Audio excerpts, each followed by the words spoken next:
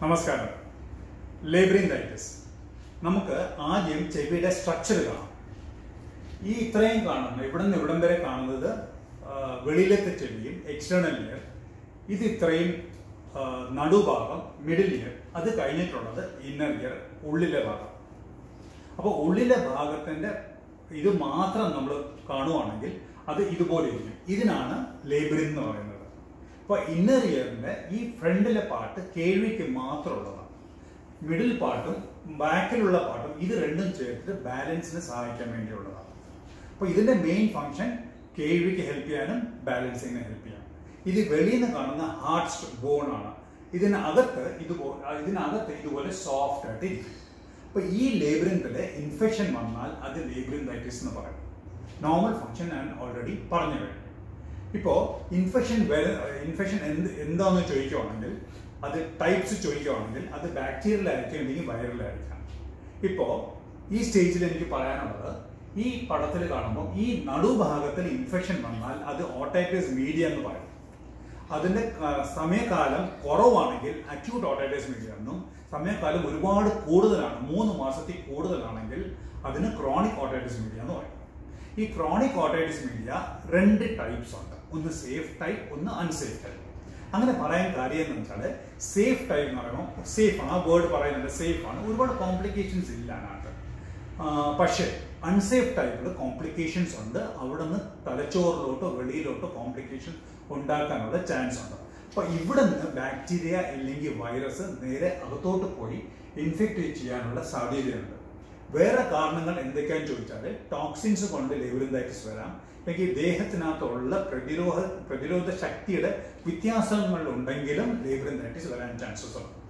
അപ്പം മാത്രമല്ല, chronic infections ഉണ്ട്, കുറെ കണ്ടീഷൻസ്, സിഫിലിസ് എന്നൊക്കെ പറഞ്ഞ കണ്ടീഷൻസ് ഉണ്ട്, അതിലും വരാം. പക്ഷെ ഞാൻ അതിലോട്ട് കടക്കുന്നത്, നമ്മുടെ ഈ വീഡിയോയുടെ മെയിൻ പ്രസന്റേഷൻ കോമൺ കംപ്ലയിൻസ് എന്തായിരിക്കും, കാണുമ്പോൾ എന്തൊക്കെ കാണാൻ പറ്റും, പിന്നെ അതിന്റെ ട്രീറ്റ്മെന്റ് എന്താ, അതാണ് നമ്മൾ കോൺസെൻട്രേറ്റ് ചെയ്യാൻ പോകുന്നത്. അപ്പോൾ ഈ ഉൾച്ചെവിയുടെ മെയിൻ ഫംഗ്ഷൻ ബാലൻസും പിന്നെ കേൾവിയാണ്. അപ്പോൾ ഇത് രണ്ടും ലേബ്രിന്തൈറ്റിസ് ഇൻഫെക്ഷൻ വന്നു കഴിഞ്ഞാൽ, അതിന് നോർമൽ ഫംഗ്ഷൻ പോയി കഴിഞ്ഞാൽ പേഷ്യന്റെ കംപ്ലയിന്റ് എന്തായിരിക്കും? ഷുവറായിട്ട് അവിടെ ഭയങ്കരമായിട്ട് തലകറക്കം ഉണ്ടാവും. മാത്രമല്ല കേൾവിക്കുറവുണ്ടാവും. തലകറക്കം എന്ന് വെച്ചാൽ ഭയങ്കര സിവിയർ തലകറക്കമായിരിക്കും. അവർ ബെഡിൽ കണ്ണടച്ച് കിടക്കും. ആ എഫക്റ്റഡ് ആയ ചെവി തലയിലിന് വെച്ചിട്ട് അൺഎഫക്റ്റഡ് ആയിട്ടുള്ള ചെവി നോർമൽ മുകളിലോട്ടായിരിക്കും. കണ്ണടച്ച് ഇങ്ങനെ ചുരുണ്ടി കിടക്കും. അത്രയ്ക്കും തലകറക്കും. ആരെങ്കിലും എടുത്തുകൊണ്ട് അവർ ഹോസ്പിറ്റലിൽ വരുന്നത്. അതുപോലെ തന്നെ കേൾവിയും കുറവായിരിക്കും, ഭയങ്കരമായിട്ട് വോമിറ്റിംഗ്. ഇത് ഇനീഷ്യൽ സ്റ്റേജിൽ. ഈ സ്റ്റേജിൽ നെക്സ്റ്റ് സ്റ്റേജിലോട്ട് പോവുകയാണെങ്കിൽ ഭയങ്കരമായിട്ട് തലകറക്കം കൂടും. മാത്രമല്ല കേൾവി ഭയങ്കരമായിട്ട് കുറയും, ഓർക്കാനും ഭയങ്കരമായിട്ട് കാണും. ഞാൻ സ്റ്റേജസ് അതൊന്നും പോകുന്നില്ല. ഇതാണ് കോമൺ പ്രസന്റേഷൻ. അവരുടെ കണ്ണിലോട്ട് നോക്കുവാണെങ്കിൽ അവരുടെ കണ്ണ് ഭയങ്കരമായിട്ട് ചലിക്കുന്നത് നമുക്ക് കാണാൻ പറ്റും. അതിന്റെ പേരാണ് നിസ്റ്റാഗ്നസ് എന്ന് പറയുന്നത്. അപ്പൊ കാതിന്റെ കാരണം കൊണ്ടാണോ എന്ന് അറിയാൻ വേണ്ടി കാതിനകത്ത് ഒരു ക്യാമറ ഇട്ട് നോക്കുമ്പോൾ അകത്തായിട്ട് നമുക്ക് അറിയാൻ പറ്റും. അഥവാ നമ്മൾ നോക്കിയിട്ട് കർണപടത്തിനകത്ത് ഒരു ഹോൾ ഉണ്ടെങ്കിൽ നമുക്ക് മനസ്സിലായത് ഓട്ടൈറ്റിസ് മീഡിയ ആണ്. ഇല്ല, ഒരു ബൾജിങ് ആയിട്ട് ഭയങ്കര റെഡ് ആയിട്ട് നിൽക്കുകയാണെങ്കിൽ അത് അക്യൂട്ട് ഓട്ടൈറ്റിസ് മീഡിയ എന്ന് മനസ്സിലാവും. അപ്പോൾ പഴുപ്പ് വരുവാണെങ്കിൽ പഴുപ്പ് എടുത്തിട്ട് കൾച്ചർ സെൻസിറ്റിവിറ്റി വിട്ടിട്ട് ഏത് ബാക്ടീരിയ ഇൻവോൾവ് ആവുന്നത്, അതിന്റെ എഗെയിൻസ്റ്റ് ആയിട്ട് ഏത് ആന്റിബയോട്ടിക് കൊടുക്കാമെന്ന് അറിയാൻ പറ്റും. ഇപ്പോൾ ഇൻവെസ്റ്റിഗേഷൻ, ഈ ലേബ്രിന്തൈറ്റിസ് തന്നെ ഡയഗ്നോസ് ചെയ്യണം എന്നുണ്ടെങ്കിൽ അത് സ്കാൻ ഏതാണെന്ന് ചോദിക്കുകയാണെങ്കിൽ MRI സ്കാൻ ആയിരിക്കും ബെറ്റർ. പക്ഷേ അത് CT സ്കാനിനെ കാട്ടി 4-5 ഇരട്ടി കോസ്റ്റ്ലിയാണ്. പക്ഷേ അതാണ് ഇമേജിംഗ് ഓഫ് ചോയ്സ്. അതിന് കൂടെ തന്നെ കേൾവിയുടെ ടെസ്റ്റും വേണം. കാര്യം എന്ന് വെച്ചാൽ കേൾവിയുടെ ടെസ്റ്റിന് നരമ്പ് ഭയങ്കരമായിട്ട് എഫക്റ്റഡ് ആണെങ്കിൽ സ്റ്റീറോയിഡ്സ് എന്ന മരുന്ന് എത്ര പെട്ടെന്ന് തുടങ്ങിയാലേ അത് കുറച്ചെങ്കിലും കേൾവി തിരിച്ചു കിട്ടത്തുള്ളൂ. പിന്നെ കൾച്ചർ സെൻസിറ്റിവിറ്റി ഞാൻ പറഞ്ഞു കഴിഞ്ഞു. ബ്ലഡ് ടെസ്റ്റ് എടുത്താൽ അതിനകത്ത് ബാക്ടീരിയ ആണോ വൈറസ് ആണോ അറിയാനുള്ള സാധ്യതയുണ്ട്. ഇപ്പോൾ അതിന്റെ ട്രീറ്റ്മെന്റ് എന്ന് പറയുമ്പോൾ ആദ്യം പേഷ്യന്റ് വരുന്നതും പിന്നെ താമസിച്ചിട്ടുള്ള ഈ രണ്ടും നമുക്ക് നോക്കാം. പിന്നെ എന്തൊക്കെ സർജറി ചെയ്യാൻ പറ്റുമെന്ന് നോക്കാം. ഇപ്പോൾ ആദ്യം പേഷ്യന്റ് വരുന്നത് ഭയങ്കര തലകറക്കമായിട്ടാണ് വരുന്നത്.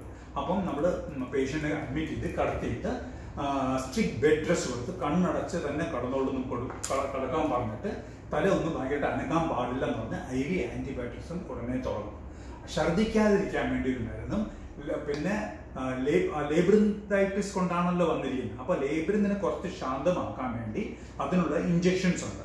പിന്നെ അതായത് ഇഞ്ചക്ഷൻ സ്റ്റെമിറ്റർ കൊടുക്കാം, ഇല്ലെങ്കിൽ ഈ റെസ്പിറേഷൻ അവർക്ക് പ്രോബ്ലം ഒന്നും ഇല്ലെങ്കിൽ ഇഞ്ചക്ഷൻ ഡൈസിപാം കൊടുക്കാം, പിന്നെ ഡൈമൻ ഹൈഡ്രമിൻ കൊടുക്കാം. അങ്ങനെ ഒരുപാട് മരുന്നുണ്ട്. ഇപ്പം ഇഞ്ചക്ഷൻ കൊടുത്തു കഴിഞ്ഞാൽ കുറച്ച് നോർമൽ ആകുമ്പോൾ ആ ടാബ്ലറ്റ് ഫോമിലോട്ട് മാറ്റുകയും ചെയ്യാം മരുന്ന്. അപ്പം ഒരുപാട് ഛർദ്ദിച്ചിട്ടാണ് വരുന്നത്. അപ്പോൾ ദേഹത്തിൽ വെള്ളത്തിൻ്റെ കണ്ടന്റ് കുറവാണ്. അതുകൊണ്ട് IV ഡ്രിപ്പ് അതിൻ്റെ കൂടെ കാണും. ഇപ്പം ടെസ്റ്റ് ചെയ്യുമ്പം കേൾവി ഭയങ്കരമായിട്ട് നെർവിന് ബാധിച്ചിട്ടുണ്ടെങ്കിൽ അത് നമ്മൾ സ്റ്റീറോയിഡ്സ് ഉടനെ തന്നെ തുടങ്ങുന്നതായിരിക്കും. ഇപ്പോൾ ഈ പിന്നെ ക്രോണിക് സ്റ്റേജ്, ഇത് അക്യൂട്ട് സ്റ്റേജ് നമ്മളെല്ലാം മാനേജ് ചെയ്യും.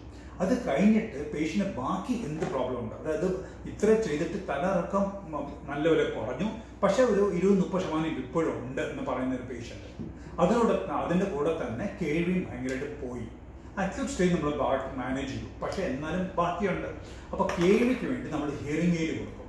ഹിയറിംഗ് എയ്ഡ് കൊടുക്കാം, ഇല്ലെങ്കിൽ കുറച്ച് അഡ്വാൻസ് ആയിട്ട് ഇംപ്ലാന്റ്, സർജിക്കൽ ഇംപ്ലാന്റ്സും കോക്ലിയർ ഇംപ്ലാന്റ്സും ചെയ്യാൻ പറ്റും. ബാക്കി ഇനി ഡിസീനസ് മാറ്റാൻ വേണ്ടി അവർ നടക്കുമ്പം റോഡിലോട്ടൊക്കെ ഇറങ്ങുമ്പോഴേക്കും അവർക്ക് ഭയങ്കര അൺകംഫർട്ടബിൾ ആയിരിക്കും. ഒരു സ്റ്റഡി നോർമൽ നടത്തം ആയിരിക്കത്തില്ല. പക്ഷെ ബ്രെയിൻ മറ്റ് ചെവി നോർമലാണ്. ഈ ചെവി ലേബറിംഗ് ദശ കൊണ്ട് 70% പോയി എന്ന് വെച്ചോ. അങ്ങനെയാണെങ്കിൽ കുറച്ച് ഇംബാലൻസ് കാണും. ബ്രെയിൻ കുറേയൊക്കെ കോമ്പൻസേറ്റ് ചെയ്യും. അപ്പോൾ ബ്രെയിനിന് കുറച്ചും കൂടെ ഹെൽപ്പ് ചെയ്യാൻ വേണ്ടി നമ്മൾ വെസ്റ്റിബുലാർ എക്സസൈസസ് അവർക്ക് പറഞ്ഞു കൊടുക്കും. അങ്ങനെയാണ് ഹെൽപ്പ് ചെയ്യുന്നത്. ഇപ്പോൾ ഇതിന് സർജറി ചെയ്യാൻ എന്തെങ്കിലും റോൾ ഉണ്ടോ എന്ന് ചോദിച്ചാൽ അതിന് കാരണം അനുസരിച്ചിരിക്കും. ഇപ്പോൾ ഇത് വന്നത് ഞാൻ നേരത്തെ പറഞ്ഞ ഓട്ടൈറ്റിസ് മീഡിയ മിഡിൽ പാർട്ടിലെ ഇൻഫെക്ഷൻ കൊണ്ടാണ് ഇത് വന്നെന്ന് വെച്ചോ. അങ്ങനെയാണെങ്കിൽ അത് അക്യൂട്ട് ഓട്ടൈറ്റിസ് മീഡിയ ആണെങ്കിൽ നല്ല ബൾജിങ് ഇയർ ഡ്രം ആണ്, ആ മരുന്ന് കൊടുത്തിട്ടും കുറയുന്നില്ല എന്നുണ്ടെങ്കിൽ ഒരു ചെറിയ സർജറി ചെയ്ത് ആ പഴുപ്പ് അവിടെ നിന്ന് നടു ഭാഗത്തിനകത്തുള്ള പഴുപ്പ് നമുക്ക് മാറ്റാൻ പറ്റും. പക്ഷേ ക്രോണിക് ഓട്ടൈറ്റിസ് മീഡിയ കൊണ്ട് വന്നതാണെങ്കിൽ എന്ത് ചെയ്യും? അതിനകത്ത് ഞാൻ പറഞ്ഞത് 2 ടൈപ്പ് ഉണ്ട്, safe type, unsafe type. Safe ടൈപ്പിന് സമയമുണ്ട്, എത്ര സമയം താമസം കുഴപ്പം ഇല്ലെങ്കിൽ നമുക്ക് പിന്നെ വേണമെങ്കിൽ ചെയ്യും. പക്ഷെ അൺസേഫ് ടൈപ്പ് അവിടെ നിന്ന് സ്പ്രെഡ് ചെയ്ത് പലയിടത്തും പോയി കോംപ്ലിക്കേഷൻസ് ഉണ്ടാകാൻ ചാൻസ് ഉണ്ട്. അങ്ങനെ ഒരു കോംപ്ലിക്കേഷനാണ് ഈ ലേബറിംഗ് ഡയബറ്റീസ്. അപ്പോൾ ഇനി കൂടുതൽ കോംപ്ലിക്കേഷൻസ് ഉണ്ടാവാതിരിക്കാൻ വേണ്ടി അവർക്ക് ഉടനെ തന്നെ സർജറി ചെയ്യേണ്ടി വരും. എത്ര പെട്ടെന്ന് ചെയ്യാൻ പറ്റും അത്ര പെട്ടെന്ന് സർജറി ചെയ്യേണ്ടി വരും. ഇപ്പോൾ ടേക്ക് ഹോം മെസ്സേജ്, ഇപ്പോൾ വീട്ടിൽ ചെന്ന് എന്തെങ്കിലും കാര്യങ്ങൾക്ക് നമ്മൾ സൂക്ഷിച്ചിരിക്കട്ടെ.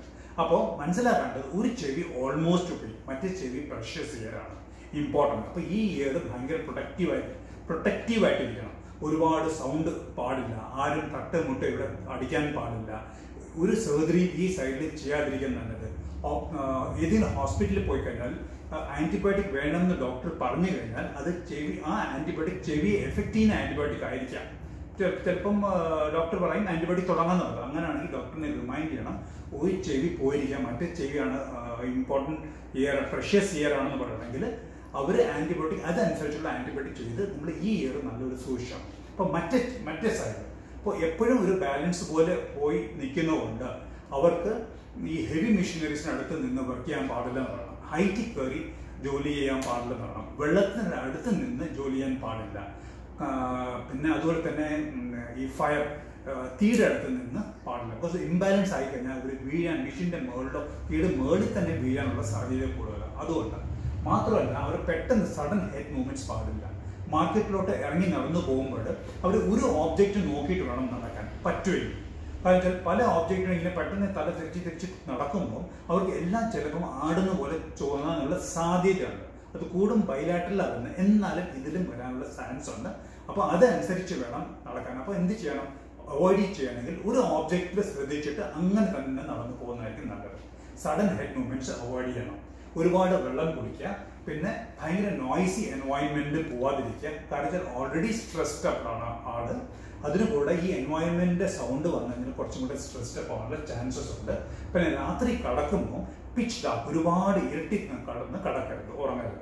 രാത്രി എണീക്കേണ്ടി വന്നാൽ അവര് കണ്ണിനാ കൂടുതൽ ഡിപ്പെൻഡ്. ഒരു സെൻസ് ഓർഗൻ ചെവി പോയിരിക്കുക. അപ്പോൾ വേറെ സെൻസ് ഓർഗൻ അവർ ഡിപ്പെൻഡ് ചെയ്യും. കണ്ണിന് ഡിപ്പെൻഡ് ചെയ്യും, കൈക്ക് ഡിപ്പെൻഡ് ചെയ്യും, കാലിന് ഡിപ്പെൻഡ് ചെയ്യും. അപ്പോൾ കണ്ണിന് കാറ്ററാക്ട് ഉണ്ടെങ്കിൽ അതിനനുസരിച്ചുള്ള ട്രീറ്റ്മെന്റ് എടുക്കുക. കണ്ണിന് പവർ കുറവാണെങ്കിൽ അതിനനുസരിച്ചുള്ള കണ്ണാടി ഇടുക. പിന്നെ ഡയബറ്റിക് ആണ്, കണ്ണിന് ഉള്ളിൽ റെറ്റിന പ്രോബ്ലം ആണെങ്കിൽ ലേസർ ട്രീറ്റ്മെന്റ് അത് നോർമലാക്കുക. അപ്പോൾ അത് നോർമലാക്കി റെഡിയാക്കി വെക്കണം. അതുപോലെ തന്നെ ഡയബറ്റിക് ആയി കാലിലെ സോൾസിൽ വല്ല പ്രോബ്ലം ഉണ്ടെങ്കിൽ അതനുസരിച്ച് അത് നോർമലാക്കി എടുക്കണം. രാത്രി കൂരിരുട്ടിൽ കിടന്ന് ഉറങ്ങാതെ ഒരു ലൈറ്റ് ഇട്ട് കാണത്തക്ക രീതിയിൽ.